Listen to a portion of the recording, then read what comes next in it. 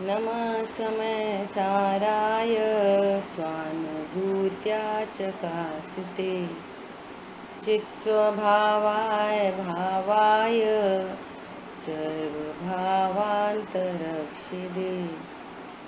वन्दितु सौवसिद्धे धूमचल्मणोवमं गदिं पत्ते वोक्ष्यामि समय पाहुड नमो सुध केवली भड़िदम।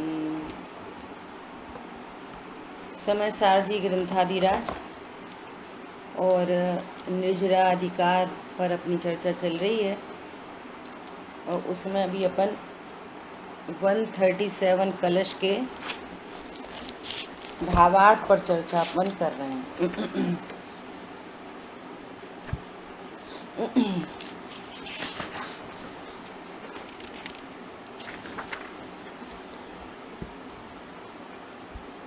कल अपनी बात कहाँ तक हुई थी?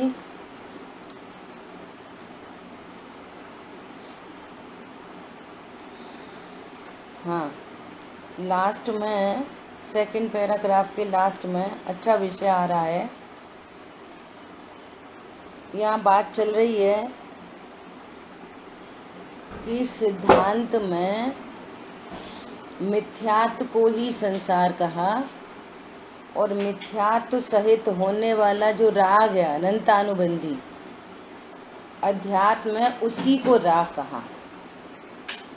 ठीक है, अभी क्या कह रहे हैं कि कोई मुनि पद लेकर भी, देखो बाहर में मुनि पद और आत्म अनात्म के ज्ञान से रहित हैं।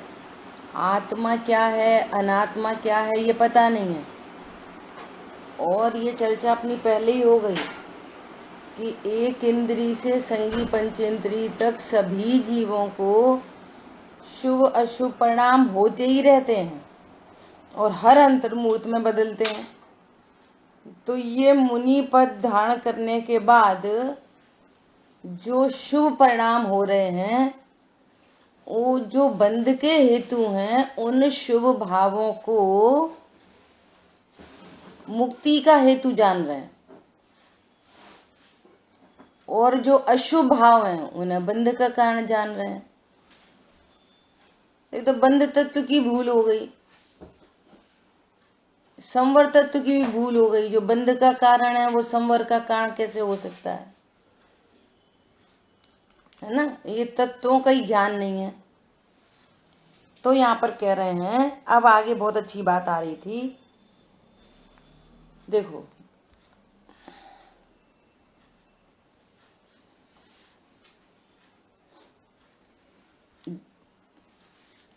अपने अशुभ भावों से ही अपना बंध होना मानता है तब तक यह जानना चाहिए कि उसे स्व पर का ज्ञान नहीं हुआ। अशुभ भावों से बंध जाने और शुभ भावों से मुक्ति जाने तो इसको स्व पर का ज्ञान नहीं हुआ।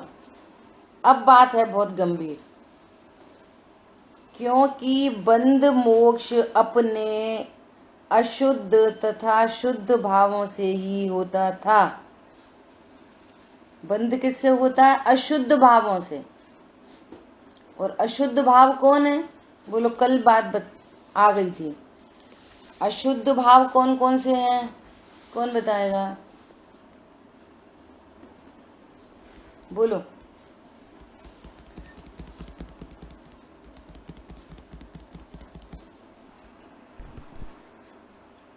ये शुभ और अशुभ दोनों अशुद्ध भाव हैं। बात क्रम क्या चला आ रहा है? अज्ञान मूर्ख शुद्ध भाव है। चर्चा क्या चल रही है कि वो शुभ भावों से तो मोक्ष जान रहा है और अशुभ भावों से बंध जान रहा है।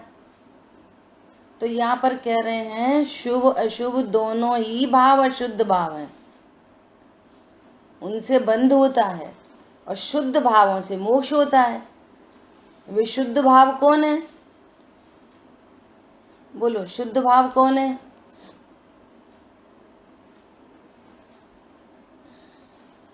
रत्नत्रय रूप जो संवर रूप जो भाव है वो शुद्ध। हाँ वो शुद्ध भाव है। शुद्ध शुद्ध रत्नत्रय रूप जो संवर रूप बराबर जो है। भाव है वो शुद्ध। अजय भैया क्या बोल रहे हैं?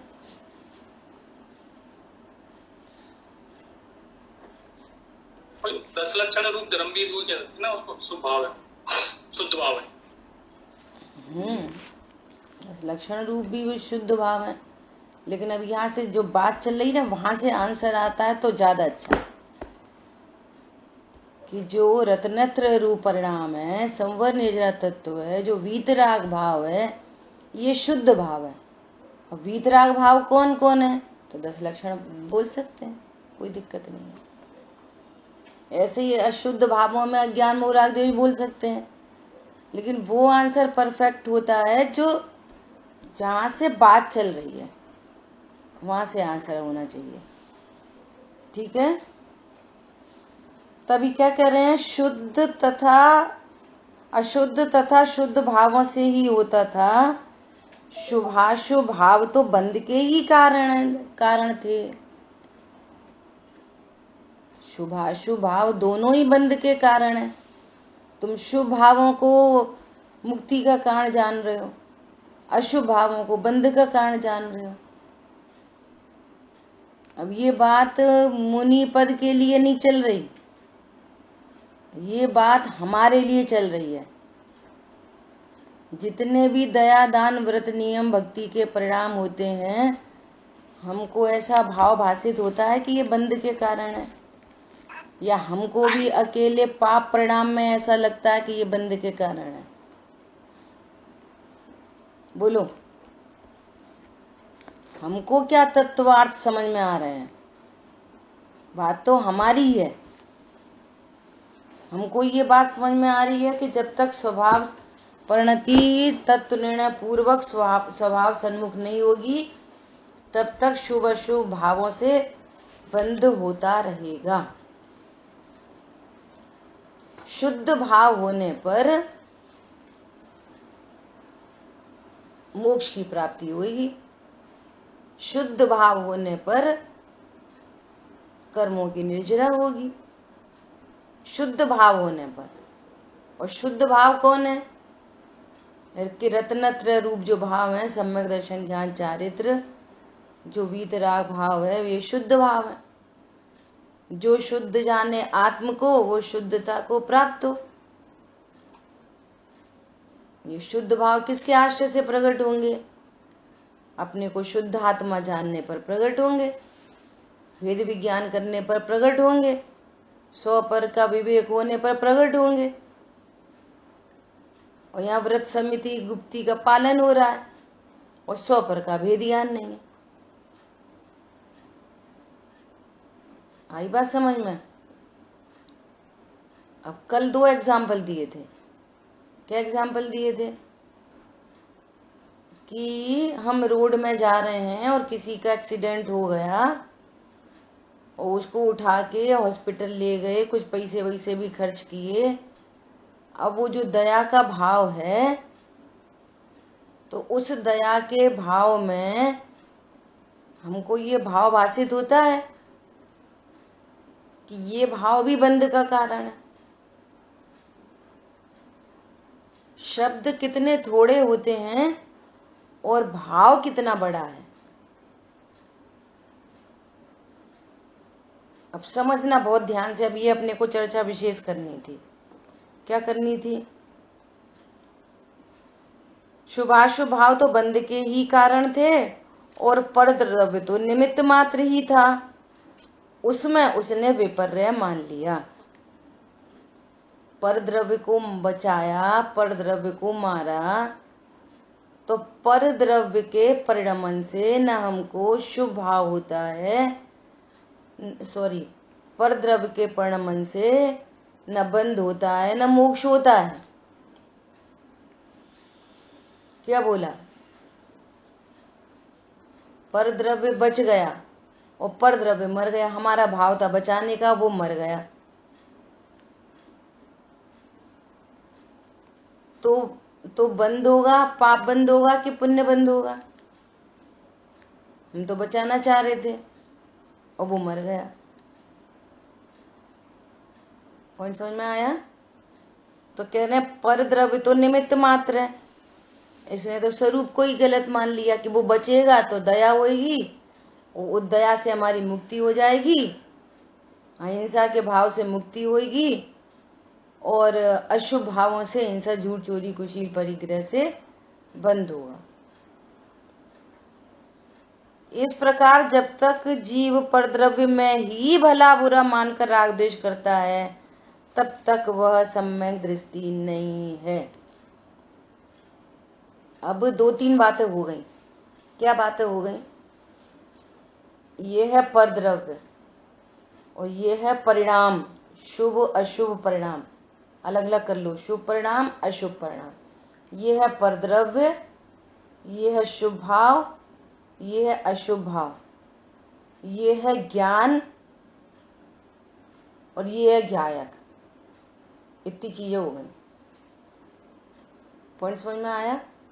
अब देखो, पर द्रव्य में कोई जीवित रहे कि कोई मरे, किसी की चोरी हो, कोई भी परिणमन हो पर द्रव्य में, पर द्रव्य के परिणमन से यहाँ कोई बंध नहीं होता,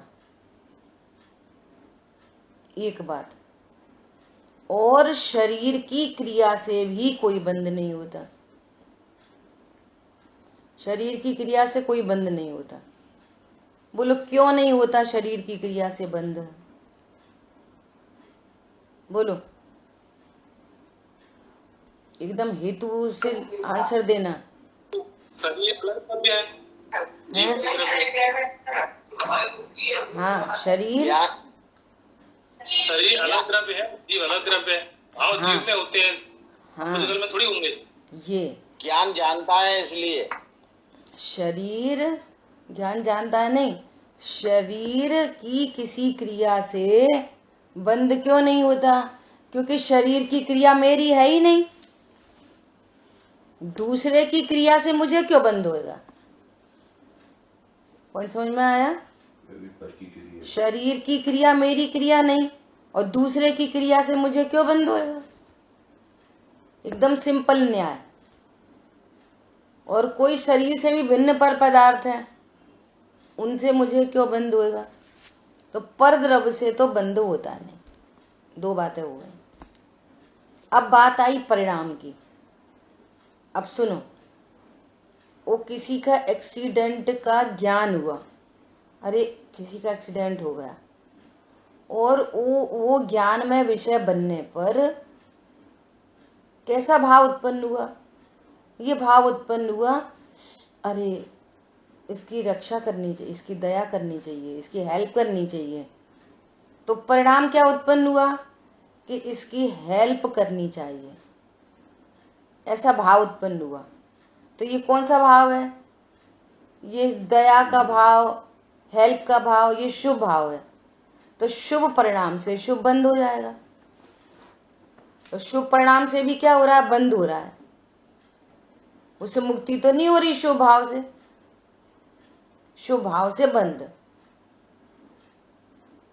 अब किसी को देखकर अब हुआ होगा कौन, अपनी जिम्मेदारी है सबकी, तो तुम्हारे को कठोरता का भाव उत्पन्न हुआ। उसी एक्सीडेंट को देखकर कैसा भाव उत्पन्न हुआ?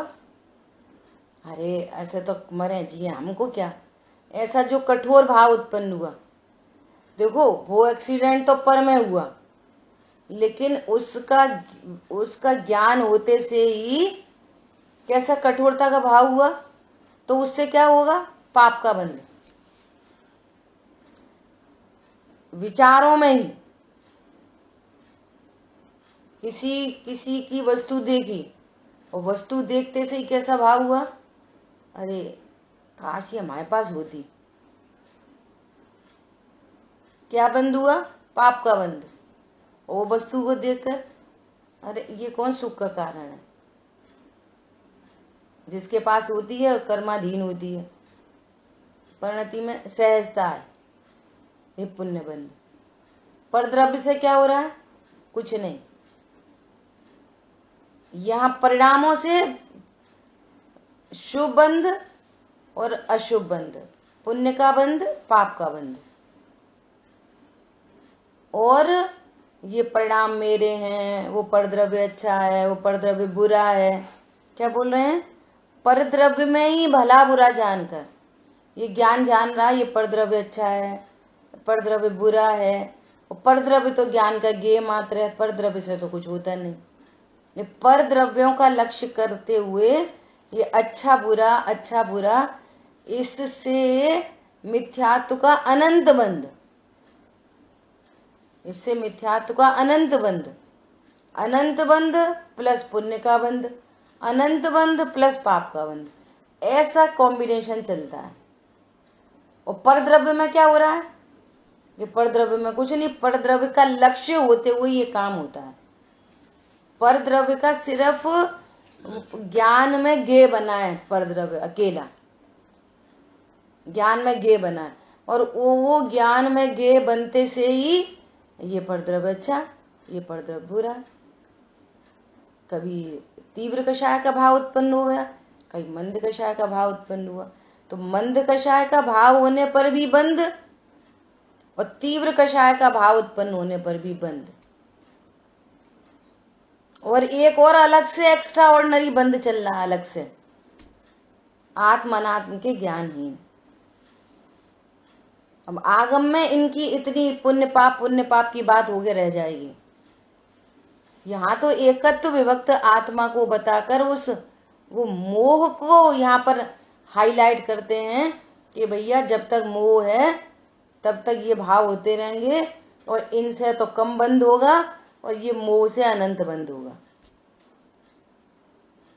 और परद्रव्य की क्रिया परद्रव्य में हो रही है, उससे हमारे को कोई बंध नहीं होता और शरीर की क्रिया से कोई बंध नहीं होता। क्योंकि शरीर की क्रिया बहुत बार, शरीर की क्रिया और परिणाम का एक जैसा कॉम्बिनेशन भी होता है और कभी कभी अलग अलग भी होता है।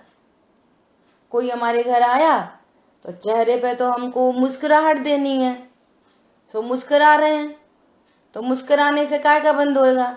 ये कोई का नहीं। और परिणाम ये है या फालतू में आ गए। तो विपरीत भी होते हैं, जरूरी नहीं है शरीर की क्रिया और परिणाम एक जैसे हों, एक जैसे भी होते हैं और अलग अलग भी होते हैं। तो शरीर की क्रिया एक जैसे हो तब भी शरीर की क्रिया से बंध नहीं, और न्यारे न्यारे हो तो भी शरीर की क्रिया से बंध नहीं, बंध तो परिणाम से होता है। बच्चे को जबरदस्ती ले गए मंदिर और उसका मन था टीवी देखने का, मैच आ रहा था। अब हम द्रव्य चढ़ा रहे हैं तो बच्चा भी द्रव्य चढ़ा रहा है, तो द्रव्य चढ़ाने का कितना बंध? कुछ नहीं। वो उसको गुस्सा आ रही है, जबरदस्ती लिया है, आज इतना अच्छा मैच था, जबरदस्ती लिया है।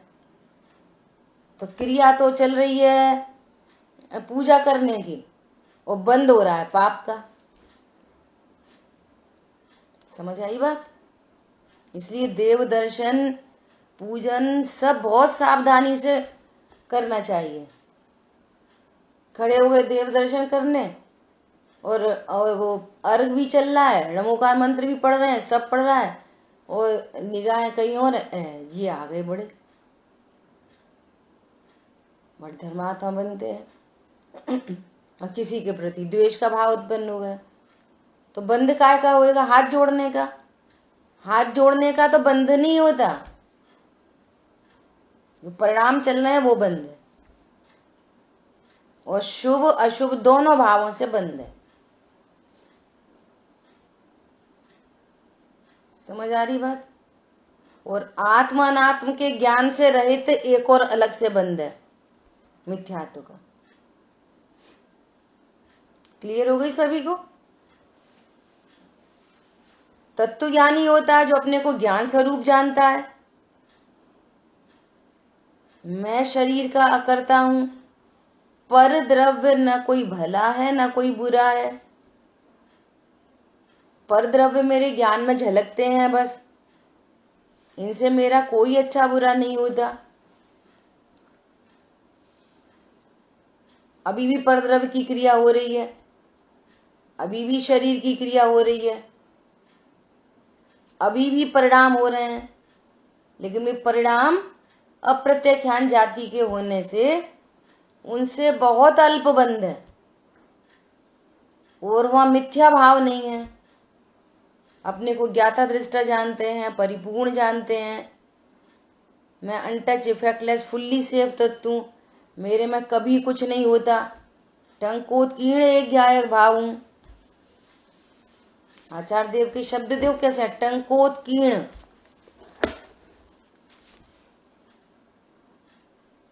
तब क्या, ऐसे भाव से मिथ्यात्व और अनंतानुबंधी का बंध नहीं होगा।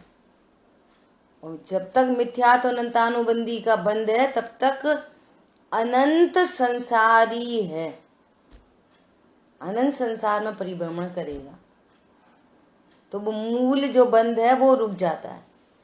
और मिथ्यात्व अनंतानुबंधी से अकेला ये दोनों नहीं मिटते, मिथ्यात्व अनंतानुबंधी से होने वाले बंध भी मिट जाते हैं। मिथ्यात्व और अनंतानुबंधी से जो बंध होते थे, एक इंद्री, दो इंद्री, त्रियंच, नारकी, स्त्री, ये सारे बंध रुक जाते हैं। इतना समझ आ गई बात। पर द्रव्य की क्रिया से बंध नहीं होता, शरीर की क्रिया से बंध नहीं होता, शुभ भावों से तुम्हारे पास दया ही नहीं है। कोई उल्टा अर्थ निकाल लेता है, अरे पुण्य से ही बंध होता है। तो तुम्हें समझ में आ गई ना, पुण्य से बंध होता है। तो फिर क्या होना चाहिए कि अरे शुभ अशुभ दोनों भावों से बंध होता है, तो मुझे वीतरागता का उपाय करना चाहिए। क्या उपाय करना चाहिए? वीतरागता का उपाय, जिससे निर्बंध हो। ये कहता शुभ से भी तो बंध होता है, तो अशुभ से तो बहुत ज्यादा होता है। अशुभ से तो असाता आदि बनती है। तो उल्टा कार्यक्रम कर दे, शुभ भाव से बंद होता है, तो अशुभ से तो पहले ही बोला है। अशुभ से तो बंद सारी दुनिया जानती है, तो शुभ भाव को छोड़कर और अधिक अशुभ में आ जाना, ये तो और भी मरने जैसी बात है ना। ये अर्थ का अनर्थ है। शुभ भाव भी बंध का कारण है ऐसा जानकर अब उपाय बनाता है वीतरागता का, शुद्ध भावों का, जिससे निर्जरा होगी और मुक्ति का उपाय बनेगा। ये राइट प्रोसेस है। ज्यों का त्यों जानो तत्वों को, ठीक है। बोलो, कोई प्रश्न है? अभी अब तक की चर्चा क्लियर है? आगे और चर्चाएं आएंगी, इसलिए अपन यहाँ पर मैं शक्ति लगा रहे हैं। पर द्रव्य की क्रिया से बंध नहीं होता, शरीर की क्रिया से। हाँ जी, अनात्म क्या होता है? अनात्म क्या? अनात्म अनात्म, जो आत्मा नहीं है वो अनात्मा। आत्मा, अन आत्मा, आत्मा आत्मा का ओपोजिट है। जो आत्मा नहीं सो अनात्मा। स्व पर आत्मा अनात्म का ज्ञान कहो या स्व पर का ज्ञान कहो, एक ही बात है, ठीक है। अभी देखो, जब तक अपने में चारित्र मोह संबंधी रागादि रहता है तब तक सम्यक दृष्टि जीव रागादि में तथा रागादि की प्रेरणा से जो परद्रव्य संबंधी शुभाशुभ क्रिया में प्रवृत्ति करता है, उन प्रवृत्तियों के संबंध में यह मानता है कि यह कर्म का जोर है। क्या बोला? जब तक चारित्र मोह संबंधी राग आदि रहता है, किसको? सम्यक दृष्टि जीव को। स्वरूप जानने के बाद, मिथ्यात्व अनंतानुबंधी का अभाव हो जाने के बाद अब जो शेष राग आदि रहते हैं तो उनके बारे में क्या जानता है? सबसे पहले तो अस्ति, मैं तो एक ज्ञायक भाव हूं, वो राग आदि भाव का भी ज्ञान होता है, तो ये राग आदि मेरा स्वरूप नहीं। ठीक है, क्या बोल रहे हैं? इसमें कर्म का उदय निमित्त है, तो कह रहे हैं ये कर्म का जोर है, उससे निवृत्त होने से ही मेरा भला है। वह उन्हें रोगवत जानता है। क्या जानता है? राग आदि भावों को रोगवत, है ना? पीड़ा सहन नहीं होती, इसलिए रोग का इलाज करने में प्रवृत्त होता है। पहले चर्चा कर दी थी। भूख का परिणाम क्या है? रोग, और उसकी दवाई क्या है? भोजन, और या फिर परमानेंट इलाज हो अनाहारी स्वरूप के आश्रय से भोजन का भाव ही उत्पन्न नहीं हो। अनाहारी स्वरूप के आश्रय से राग की उत्पत्ति ना हो, रोग उत्पन्न ही ना हो, सिर में दर्द ही नहीं हो। राग को रोग जानता है, शरीर के रोग को अपना रोग नहीं जानता। ये ऑफ कर दो जैसा। शरीर के रोग को अपना रोग नहीं जानता। क्यों नहीं जानता? शरीर का रोग परद्रव्य का परिणमन है, वो पुद्गल का परिणमन है। देखो, ये वाली बात समझ में आना भी बहुत पुरुषार्थ की बात है। ज्ञान में एकदम क्लियर खांचा बन जाए, पहले ब्लूप्रिंट बने यहाँ पे प्रॉपर। शरीर में कोई भी रोग हुआ है ना, वो पर द्रव्य का परिणमन मात्र है। उंगली कट गई, सब्जी सुधारी, उंगली कट गई, खून निकलने लगा, ये पुद्गल का परिणमन है। और इस कार्य से दुख कभी किसी को नहीं होता। उंगली कट जाने से दुख किसी को नहीं होता। बोलो, इस बात को स्वीकार करना बहुत बड़ी बात है। खून टपकने से दुख किसी को नहीं होता। समझ आई बात?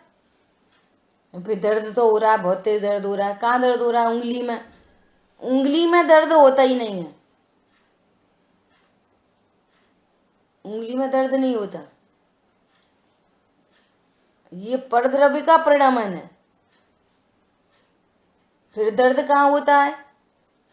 कि ये ज्ञान हुआ, ये ज्ञान हुआ, ये उंगली कट गई, ये ज्ञान हुआ, और इस ज्ञान के साथ में ऐसा ज्ञान हुआ कि मेरी उंगली कट गई। बस ये अज्ञान और मोह, और यहां से जो राग की उत्पत्ति होती है चारित्र की पर्याय में, ये है दुख की पर्याय। ये दुख का फॉर्मेशन है, और इस दुख का ज्ञान फिर वापस ज्ञान को होता है। इस दुख का भी ज्ञान होने लग जाता है, तो वो समझता है मैं दुखी हूं। तो ये दुख काय में से आया? ये दुख तो आया चारित्र गुण की विकारी पर्याय से। ये दुख तो आया उंगली को अपना बांध जानने से। उंगली तो शरीर है, परद्रव्य है। बोलो, कितनी इंपॉर्टेंट बात है। तो शरीर के रोग को अपना रोग नहीं जानता, वो पुद्गल का परिणमन है। शरीर के प्रति जो अज्ञानता है, शरीर के प्रति जो मोह है, शरीर के प्रति जो राग द्वेष है, ये दुख रूप पर्याय है, इनसे दुख होता है।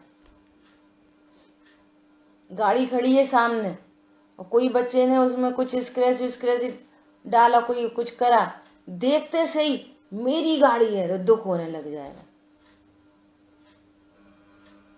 परद्रव्य को मेरा जानते से ही दुख उत्पन्न होने लग जाएगा। पत्नी ने बोला, क्यों मुंह बना रहे हो, क्या दिक्कत है? देखो बच्चे क्या, अरे देखो तुम्हारी गाड़ी वो खड़ी है सुरक्षित। अपनी कहाँ है? अपनी जैसी लग रही है, अपनी कहाँ है वो गाड़ी? और जैसी देखा मेरी गाड़ी है वो रखी एकदम सुरक्षित। अब कौन दुखी होएगा? ऐसे ही आचार्य भगवान कह रहे हैं ये उंगली में कट गई, खून टपक रहा है, ये तुम्हारी गाड़ी नहीं। देखो तुम्हारी गाड़ी भगवान आत्मा त्रिकाली ध्रुव शुद्ध सुरक्षित है। उंगली कट जाने पर भी भगवान आत्मा शुद्ध सुरक्षित है। देखो तुम्हारी गाड़ी। और जैसी ज्ञान ने जाना दुख विलय हो गया और कषाय चौकड़ी मिटती जाएंगी स्वभाव के आश्रय से, दुख मिटते चले जाएंगे। कषाय चौकड़ी मिटती जाएंगी तो दुख मिटते चले जाएंगे। और जब तक अज्ञानता नहीं मिटेगी तब तक पर द्रव्य के परिणमन से होने वाला दुख नहीं मिटेगा। पर का लक्ष्य करेगा और दुख उत्पन्न होगा। और यही जब जानता रहेगा पर द्रव्य से दुख हो रहा है। समझ में आ रही है? और बिल्कुल हेतु लगाओ। अगर शरीर में दुख होता, उंगली में दर्द होता, तो फिर डेड बॉडी को कितना दर्द होता। अगर शरीर में दर्द होता है, अभी भी ये लोग निर्णय नहीं कर पाते सिर में दर्द हो रहा है। अरे सिर में दर्द नहीं होता, सिर में दर्द होता डेड बॉडी को बहुत दर्द होता। दर्द आत्मा की पर्याय है, शरीर की नहीं। दर्द आत्मा की पर्याय है, शरीर की पर्याय नहीं है। और वो पर का लक्ष्य होते हुए मोह और राग से उत्पन्न होती है। और पर मेरा नहीं ऐसा भेद विज्ञान करने से वो दुख दर्द मिटते जाते हैं। जितनी कषाय उतना दुख दर्द। एक ही कंडीशन में जितनी कषाय है उतना दुख दर्द है। और जिसकी कषाय कम है उसको कम दुख दर्द है। तीव्र कषाय तीव्र दुख दर्द, मंद कषाय मंद दुख दर्द। समझ में आ रही है बात? कल एक इतनी बढ़िया बात आई शाम को केवली समुद्घात में कि केवली परमात्मा, कभी कभी ऐसी कंडीशन बनती है किसी किसी केवली परमात्मा को कि उनके पूरे असंख्यात प्रदेश पूरे लोकाकाश पे छा जाते हैं, टॉप टू बॉटम पूरा। तो जब उनके प्रदेश पूरे लोक पे छाते हैं तो नरक में भी छाते होंगे। और नरक में कैसी कंडीशन है? अति उष्णता और अति शीत, बहुत ठंडी और बहुत गर्मी। और भगवान के आत्म प्रदेश नरक के क्षेत्र में, केवली परमात्मा के आत्म प्रदेश नरक के क्षेत्र में, और जहां बहुत गर्मी है और बहुत सर्दी है। तो केवली परमात्मा को परेशानी होती होगी कि नहीं?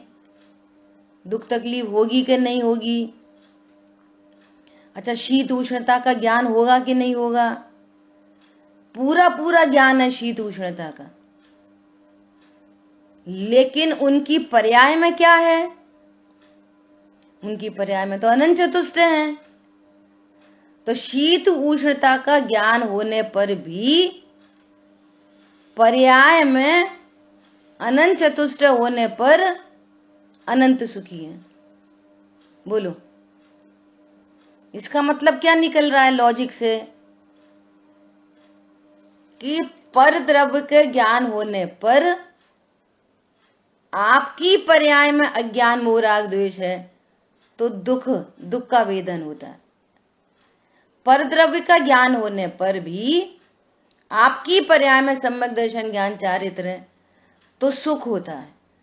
पर द्रव्य का ज्ञान होने पर भी आपकी पर्याय में अनंत चतुष्ट है तो अनंत सुख होता है। तो फिर दुख सुख और अनंत सुख किससे हो रहा है? कि अपनी पर्यायों में क्या उत्पन्न हो रहा है, पर द्रव्य से नहीं। पर द्रव्य का परिणमन एक ही, अज्ञानी तीव्र दुखी, सम्यक ज्ञानी उसी समय में अनंतानुबंधी के अभाव रूप ज्ञान वैराग्य शक्ति से सुखी, और उन्हीं कंडीशन में केवल ज्ञानी अनंत सुखी। बोलो, समझ में आ रही है बात? उसी नरक के क्षेत्र में तिल तिल करें देह के खंड, और अज्ञानी जीव उसका लक्ष्य करके उसको ये नहीं पता चलता कि मेरा कोई खंड नहीं कर सकता, देह के खंड कहा जा रहा है, मैं तो रहूं सदा अखंड, तो वो अनंत दुखी होता है। और उसी क्षेत्र में सम्यक दृष्टि जीव, बोलो छायक सम्यक दृष्टि, राजा श्रेणिक नरक में दर्शन मोहिनी और अनंतानुबंधी का अत्यांतिक क्षय होने पर भी ज्ञान वैराग्य शक्ति से सुखी है। बाहर नारक कृद्युग भोग है, अंदर सुखरस घटाघटी। और उन्हीं उसी नरक के क्षेत्र में केवली परमात्मा के कुछ प्रदेश वहां पर हैं, और वे अनंत सुखी। बोलो, तो सुख दुख का संबंध किससे है? बोलो, सुख दुख का संबंध किससे है? अपने परिणामों से। आपकी पर्यायों में किसकी उत्पत्ति हो रही है? क्या उत्पन्न हो रहा है आपकी पर्याय में? तीव्र कषाय, मंद कषाय, वीतरागता, अल्प वीतरागता, पूर्ण वीतरागता। ये समझो बात को, क्या बोल रहे हैं?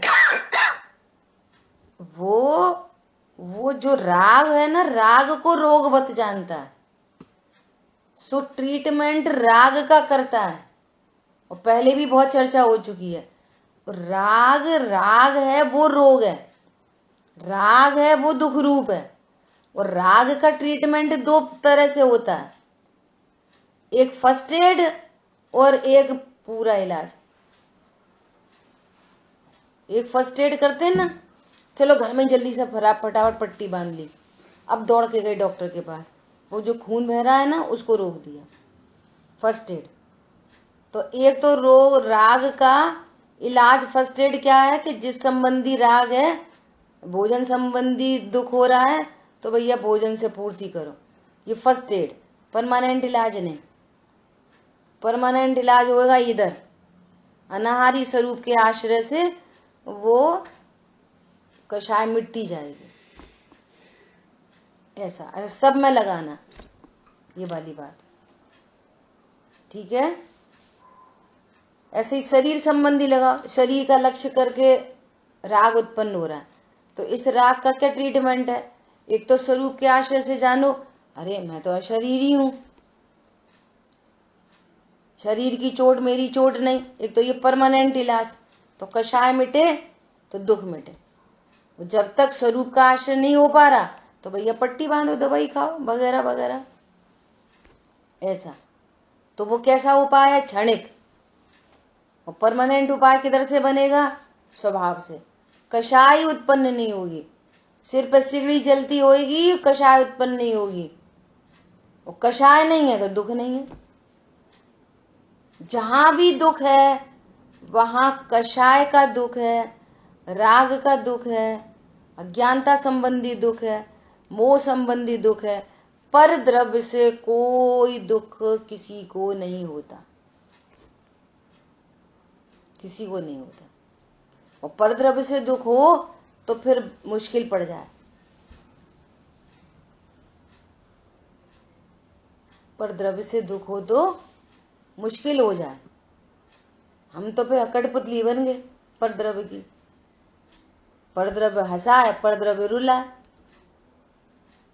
पर द्रव्य का परिणमन है, जो पर द्रव्यों का जो परिणमन है वो उनके अधीन है। और कभी हमें पर द्रव्य का परिणमन अनुकूल दिखता है, उनके अधीन वाला। और कभी पर द्रव्य का परिणमन प्रतिकूल दिखता है, उनके अधीन वाला, जिसमें हमारी चलती नहीं है। तो अनुकूल परिणमन हुआ तो हम सुखी रहेंगे, प्रतिकूल होगा तो दुखी रहेंगे। यही काम बन रहा है घरों में भी। कभी पत्नी, बच्चे, बहू, पति आदि आदि का अनुकूल परिणमन दिखा तो हम प्रसन्न हैं, और प्रतिकूल दिखा तो दुखी हैं। यही कार्यक्रम बन रहा है। और यहाँ अपनी सामर्थ्य प्रकट हुई। अरे हम कोई कठपुतली हैं जो तुम चाहे जब रुलाते रहोगे चाहे जब हंसाते रहोगे। यहाँ तो ज्ञान किया स्वपर का भेद विज्ञान। क्या भेद विज्ञान किया? न कोई परद्रव्य अच्छा है न कोई परद्रव्य बुरा है, एक बात।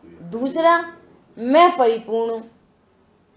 अब परद्रव्य का परिणामन देख लिया और अपनी सामर्थ्य बढ़ गई, ज्ञान वैराग्य शक्ति। परिणामन अनुकूल दिख रहा हो, परिणामन प्रतिकूल दिख रहा हो, मतलब कहने वाला उसके ज्ञान में तो कोई अनुकूल प्रतिकूल है नहीं। अब वो आनंदित है, अपनी चाबी अपने हाथ में आ गई, सुखी रहने की कला खुद ही सीख ली। समझ में आ गई बात? अब परद्रव्य के परिणामन हो रहे हैं, अब हमें कोई न सुखी कर सकता न दुखी कर सकता। अखिल विश्व के रम्य भोग मोह नहीं उपजा सकते। अब चाबी हमारे हाथ में। अखिल विश्व की प्रतिकूलताएं दुख उत्पन्न नहीं कर सकती, चाबी हमारे हाथ में। रे कर्म अपने ठाठ तू दिखाता है किसे, कोई कहीं और दिखाना। यहाँ तो अपनी चाबी अपने हाथ में। कर्म का उदय बदलेगा, कर्म का उदय अनुकूल है तो सब बढ़िया बढ़िया बढ़िया बढ़िया। चेक करो कि हमारे को जो अभी शांति लग रही है ना, तो व्यवस्था व्यवस्थित होने की शांति है तो कि तत्व ज्ञान की शांति है। ये व्यवस्थाओं की व्यवस्थित पने से शांति है तो ये बदलेंगी, नियम से बदलेंगी, फिर औंधे मुंह गिरेंगे, फिर रोएंगे। तत्व ज्ञान से है तो ये कम ज्यादा हुई व्यवस्थाएं, ये तत्व ज्ञान पूर्वक ज्ञान शांत है। और शांत ज्ञान में निर्जरा होती है, अशांत ज्ञान में 24 घंटे बंद होता है। समझ में आई बात? Check yourself. हमारी शांति का कारण क्या है? अरे अब पहले तो बीवी इतना दिमाग खराब करती थी, अब थोड़ी समझने लगी है, थोड़ी शांति पड़ी है। तुम्हारी शांति नहीं है ये तूफान से पहले की शांति है।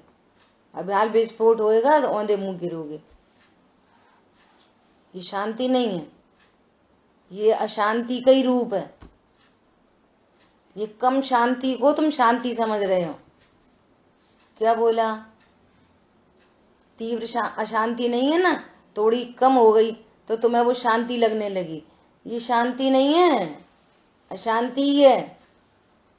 स्वभाव के आश्रय से परिणति निश्चिंत निर्वार हो तब शांति होती है। बाहर की कंडीशंस को अनुकूल करके अब तुम शांत हो तो वे तो बदलेंगी ही बदलेंगी, फिर बदलेंगी, फिर बदलेंगी, फिर बदलेंगी, फिर बदलेंगी। उनमें हमारी चलती नहीं है और हमको चलानी भी नहीं है। पता चल गई, हमको चलानी भी नहीं है। क्यों चलाएं? जहाँ चलती नहीं है वहां क्यों चलाएं? किसी ने बोला आज आप हमारे घर आना, वेलकम। किसी ने बोला मत आना, भीड़ कम, बहुत अच्छा और अच्छा। कौन समझ में आया? नहीं नहीं नहीं, आप तो आ ही जाओ। अच्छा ठीक है, अरे रहन दो, अब छोड़ो। अच्छा ठीक है, ओके। कषाय के लिए कोई प्रसंग नहीं है। छोटे दादा बोलते हैं ऐसे उदाहरण, या कहीं गए, किसी ने बोला दादा आज आपका प्रवचन है, तो ऐसे थोड़ी, ऐसा कैसे प्रवचन है, तुमने तो बताया नहीं पहले से। अब वो तुम्हारे विद्वान नहीं आए तो हमें बिठाने लगे गद्दी पे। कोई क्लेश नहीं। अरे दादा वो आ गए हैं, वो पहले जो आने वाले थे वो आ गए हैं, तो अब आपका प्रवचन नहीं है। ठीक, बढ़िया, नहीं है, रेस्ट मिलेगा, उनको सुनेंगे। अरे उनका वापस फोन आ गया कि गाड़ी फंस गई है वहां पे जाम में, अब नहीं आ रहे। चलो बढ़िया, मैं चिंतन चल रहा था उसकी चर्चा करेंगे। परेशानी की बात किधर है? अरे वो तो पहुंच ही गए। अरे अच्छी बात है, पहुंच गए, उनको ही लो, उनको ही मौका देना चाहिए। हम तो बहुत बोलते रहते हैं, हमसे नहीं गई, उनसे नहीं गई, हमें नहीं बुलाया, उन्हें नहीं बुलाया, ऐसे नहीं करा, वैसे नहीं करा। अब इन बातों की जगह कहाँ है? न समय है, न शक्ति है, न जगह है। परिणति एकदम निर्भर है। समझ में आया? ये हमें नहीं, तुम्हें नहीं, ऐसे नहीं और वैसे नहीं, हमारी कुछ कीमत नहीं है क्या, हम कोई फालतू है क्या? भैया होता स्वयं जगत परिणाम, कोई जग का करता क्या काम। जो होता है वो होने दो, होनी को स्वीकार करो। तुम्हें शांति से रहना है और कर्मों की निर्जरा करनी है। तो बहुत संसार में रुलना है तो हर बात में क्वेश्चन मार्क लगाओ, एनक्रोचमेंट करो, हैरान रहो, परेशान रहो। Choice is yours. ठीक है, देखो क्या कह रहे हैं। पीड़ा सहन नहीं होती इसलिए रोग का इलाज करने में प्रवृत्त होता है, तथापि उसके प्रति उसका राग नहीं कहा जा सकता। क्या कह रहे हैं? कोई राग को रोग समझता है। अब सब कोई भी राग ले लो, एग्जाम्पल में बोलो, तीव्र राग, मंद राग, कोई भी एक राग ले लो, बोलो। भोजन संबंधी ले लो, घूमने फिरने संबंधी ले लो, कुछ भी एक राग ले लो, तो वो इस राग का इलाज करता है। तो राग का इलाज दो प्रकार का, एक परमानेंट इलाज और एक टेम्परेरी इलाज, है ना। तो टेम्परेरी इलाज जो करता है, तो कह रहे हैं उस इलाज के प्रति किसको राग होता है भैया? वो तो इस रोग का इलाज कर रहा है। कफ सिरप से किसको राग हो जाता है? खांसी उठ रही है और कफ सिरप पीना पड़ रहा है, तो कफ सिरप किसको अच्छा लगने लग जाता है? पीते पीते कि हमारी खांसी ठीक हो जाएगी ना, हमें तो बहुत टेस्टी लगा कफ सिरप, हम तो यही पीते रहेंगे। अब तुम मिठाई बनाओ मत बनाओ, अपना तो कफ सिरप जिंदाबाद। बोलो ऐसा कौन करता है? रोग मिटता है तो कफ सिरप की बात खत्म, रोग मिटा तो दवाई खत्म। समझ आई बात? ऐसा यहाँ पर कह रहे हैं, तथापि उसके प्रति राग नहीं कहा जा सकता, क्योंकि जिसे वह रोग मानता है उसके प्रति राग कैसा? राग उत्पन्न हो रहा है, राग के प्रति राग नहीं है, राग को भला नहीं जानता। और अज्ञानी की सारी बातें उल्टी उल्टी हैं। वो कमाने का परिणाम राग है और ये आत्मा का रोग है, तो इसको भला जानता है बुरा जानता है? अरे जरूरी है, ऐसे कैसे वैसे कैसे, तो फिर क्या घर में ही बैठ जाए क्या? अरे बैठ जाओ तो बहुत ही अच्छी बात है। बात बैठने उठने आने जाने की है ही नहीं। बात तो ये है कि जो फैक्ट्स हैं, जो जैसा तत्व है उसकी पहचान करो। ये कमाने का परिणाम अशुभ भाव है, ये बंध का कारण है, पर इतना जानो। इतना जानोगे तो इतने जानने में ही उसका ट्रीटमेंट हो जाएगा। तुम तो भला जान रहे हो तो विपरीत जान रहे हो। कमाने का भाव तो पंचम गुण स्थानवर्ती को भी होता है, परंतु वो कमाने के भाव को आश्रव जानता है, जरूरी नहीं जानता। समझ में आ रही है बात? शुभ परिणाम होता है दया दान का परिणाम, उस परिणाम को होते हुए परिणाम को बंध का कारण जानता है, जरूरी अरूरी नहीं जानता। समझ में आ गई बात? ज्यों का त्यों जानो बस। यहाँ तो जानने की बात है, कुछ करने धरने हटाने मिलाने का मैटर ही नहीं है। आई बात ख्याल में? वह उसे मिटाने का ही उपाय करता है और उसका मिटना भी अपने ही ज्ञान परिणाम रूप परिणमन से मानता है। बोलो, उसको मिटाने का उपाय क्या है? ज्ञान परिणाम से होगा। क्या ज्ञान परिणाम से? ज्ञान स्वभाव के सन्मुख हो, यही विधि है। ज्ञान स्वभाव के सन्मुख होगा तो शेष राग मिट जाएगा, गुण स्थान बढ़ जाएगा, राग मिटता चलेगा, गुण स्थान बढ़ता जाएगा, सर्व राग का भाव हो गया, रंत पद को प्राप्त करेगा। ये उपाय है। राग को मिटाने का उपाय क्या है? देखो, सीधे सीधी बात लिखी है। राग को मिटाने का उपाय क्या है? ज्ञान से होता है। राग को मिटाने का उपाय राग से नहीं होता। अब हमने राग कम कर दिया। कैसे कर दिया? राग कम तो ज्ञान से होता है। देखो, यहां तो लिखा ही मिल गया। बहुत इंपॉर्टेंट बात है ये। राग को मिटाने का उपाय किससे होता है? बोलो, कौन बोलेगा? 3 बार 4 बार बोल दिया। ज्ञान से होता। ज्ञान से होता है। ज्ञान से कैसे होता है? कि सौ को सौ, पर को पर जाने, ऐसे होता है। इसके अलावा राग को मिटाने का कोई उपाय नहीं है। ये बोल्ड लेटर्स में लिख लो। जब भी परिणाम सुधारने की बात आए ना, भैया परिणाम सुधारो, परिणाम सुधारो, तो तुम परिणाम सुधारना किसको समझते? बहुत तकलीफ है। अकेला क्रोध को सुधारने का नाम परिणाम सुधारना समझते। मायाचारी चल रही हो तो, लोभ चल रहा हो तो, और मान चल रहा हो तो दिखता नहीं किसी को। परिणाम सुधार। कोई बहुत गुस्सा करे, अरे क्यों गुस्सा करते हो, थोड़ा परिणाम सुधारो, और उसको लोभ उत्पन्न हो जाए तो एक बात। परिणाम सुधारो में ऐसा लगता है कि ये क्या तुम है ना पूजा पाठ करते रहते हो, परिणाम सुधारो। बोलो, कोई बोलता है? परिणाम सुधारो मतलब कैसे सुधरेंगे परिणाम? अपरिणामी ज्ञाय को देख के परिणाम सुधरेंगे। और क्या सुधरेंगे? कि शुभ अशुभ भाव दोनों का अभाव हो के वीतरागता प्रकट हो, उसका नाम है परिणाम सुधरना। अशुभ भाव से शुभ भाव हो जाए, इसका नाम परिणाम सुधरना नहीं। क्या बोला?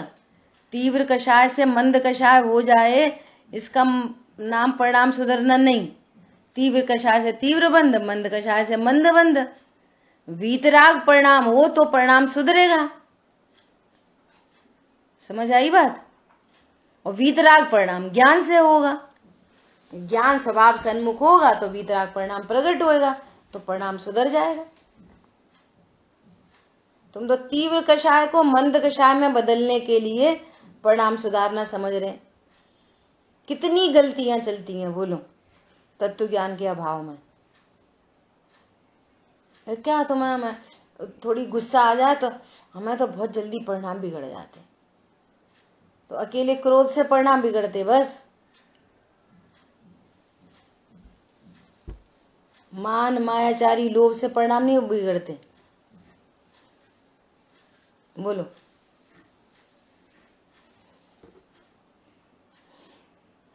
मिथ्या तो सबसे बड़ा बिगड़ा परिणाम चल रहा है। उसके सुधरे बिना तो कोई से परिणाम नहीं सुधरते।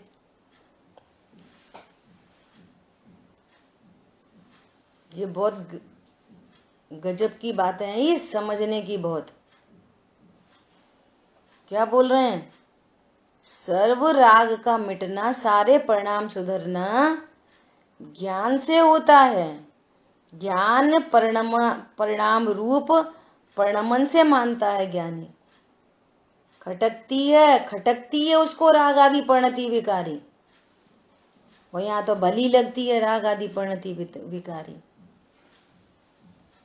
और उसमें भी तो अशुभ भाव ही भले लगते हैं। आत्म हित हेतु विराग ज्ञान ते लखे आपको कष्ट दान। तो भी तो कष्टदायी लगते हैं भैया। स्वाध्याय किया करो, पूजा पाठ किया करो, तत्व निर्णय करो। अब दिन भर स्वाध्याय ही करते रहें क्या? और राग आदि प्रगटिए दुख देन, राग आदि प्रगट दुख रूप है, दुख के कारण है, शुभ अशुभ दोनों। और तिन ही को सेवत गिनत चैन। बोलो, ये आशव तत्व की भूल और ये संवर तत्व की भूल। इसलिए तत्व ज्ञान कितना आवश्यक है।